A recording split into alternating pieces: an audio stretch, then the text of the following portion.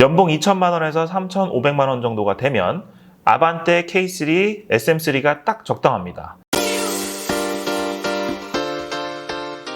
안녕하세요. 은퇴한 사회초년생 은사코치입니다. 이제 막 취직해서 월급 받으면 가장 먼저 하고 싶은 세 가지가 있죠. 첫 번째, 신용카드 만들어서 맘껏 긁어보기. 두 번째, 저축한 돈으로 학자금 대출 상환이나 주식 또는 예적금 가입해보기.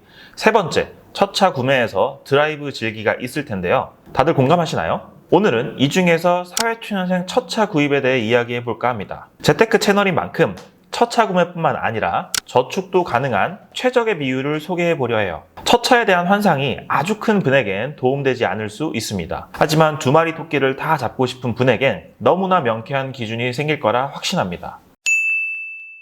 결론부터 말씀드리자면요. 본인 월급의 30%를 3년 동안 모은 금액의 약 85%가 되는 선에서 차량 구입을 고민해 보시면 됩니다. 연봉 2천만 원에서 3,500만 원 정도가 되면 아반떼 K3, SM3가 딱 적당합니다. 그 이상인 소나타, 그랜저, 제네시스급은 자칫 골로 갈 수 있는 이유가 생기죠. 무슨 말인지 이해가 잘 안 가시죠? 지금부터 보다 쉽게 설명드려 보겠습니다. 일반적인 사회초년생 연봉은 최소 2천만 원에서 최대 3,500만 원 정도가 될 겁니다. 따라서 이 두 가지 경우로 나눠서 계산해 보도록 할게요.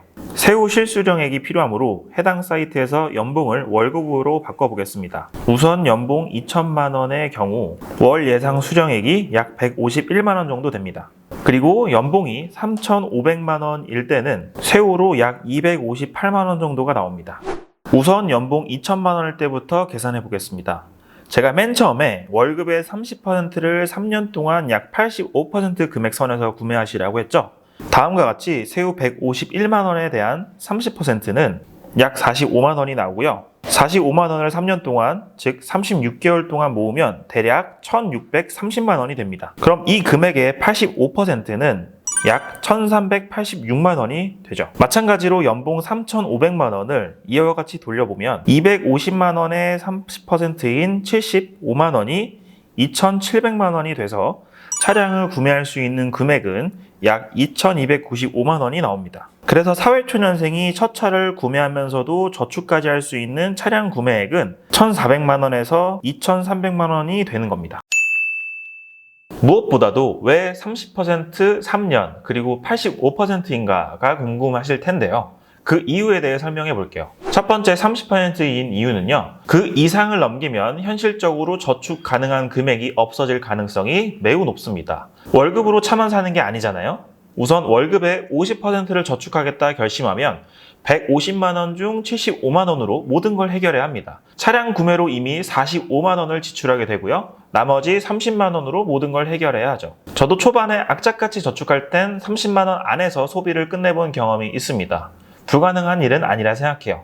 그런데 30%를 넘기는 순간 매달 30만 원 이하로 지내야 한다는 건 매우 어렵겠더라고요. 그래서 30%로 잡은 것이고요. 마찬가지로 250만 원의 반인 125만 원 중 75만 원을 쓰고 나머지 50만 원으로 생활비를 하는 겁니다. 30%를 25%, 20% 뭐 이렇게 낮출수록 더 좋겠죠. 둘째로 3년인 이유는요. 사원이 대리가 되는데 걸리는 보편적인 시간이기 때문입니다. 월급 인상이 되기 전까지 최소 3년 정도는 소득이 일정하게 유지되기 때문에 3년이란 기간을 잡았습니다. 마지막으로 85%인 이유는요. 차량 구매 외에 모든 유지비를 감안해야 했기 때문입니다. 유지비라 함은 취등록세, 차량 보험비, 유류비, 수리비 등이 포함되고요.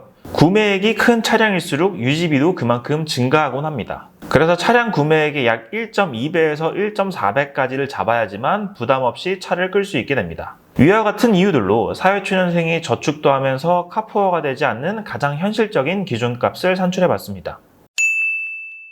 그래서 사회초년생에게 소형 또는 준준형 정도를 추천하는 이유가 여기에 있습니다. 준준형 대표 모델로 앞서 말씀드린 대로 아반떼 K3, SM3를 들 수 있는데요. 위에서 계산한 가격대와 얼추 들어맞는 것을 볼 수 있습니다. 물론 그 이상의 차급도 할 수 있지만 저축을 포기하거나 유지비가 감당이 안 될 확률이 매우 높아진다는 거죠. 네, 최종 결론입니다. 사실 보다 빨리 부자가 되고 싶은 사회초년생에게 특별한 이유가 없다면 차량 구매는 추천드리지 않아요. 하지만 차량 구매와 저축 두 마리 토끼를 모두 잡고 싶은 분에 한해서 이 비율만큼은 반드시 알고 있어야 한다는 의미로 이해해 주셨으면 좋겠네요. 해당 엑셀은 영상 더보기 링크에 다운받을 수 있도록 할 테니까요. 사회초년생뿐만 아니라 3년차, 5년차 직장인도 본인 소득에 맞춰 그 비율을 구해보시면 좋겠습니다. 네, 도움 많이 되셨나요? 좋아요, 구독, 그리고 알람 설정까지 해두시고요. 오늘도 빠른 퇴사 꿈꾸시며 다음 주 영상에서 뵙겠습니다. 감사합니다.